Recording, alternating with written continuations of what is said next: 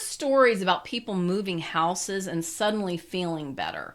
Are there any real cases where moving away from a geopathic zone actually helped someone's health? Well, in my book, What's Your Kryptonite, I share the story of Julie, and I won't tell you Julie's whole story here, but her home was making her sick to the point where she was in a wheelchair and they really didn't think she was going to make it because nobody could figure out what was wrong with her. In her particular situation, Julie's problem was not geopathic stress. It was another one of the 12 types of toxicity that I evaluate. But just know that absolutely moving away from a super toxic environment can significantly improve your health.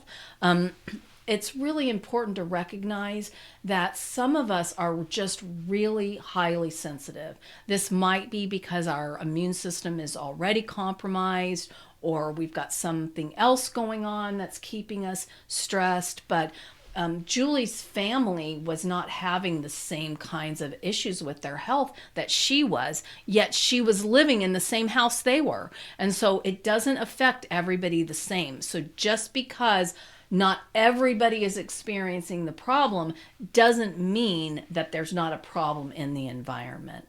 Remember too that you want to try mitigation. If you have a little bit of time, meaning you've caught this fairly early and you're not super sick already, just know that there are mitigation techniques that you can use for these geopathic stressors, including grounding, which will essentially negate the effects of them.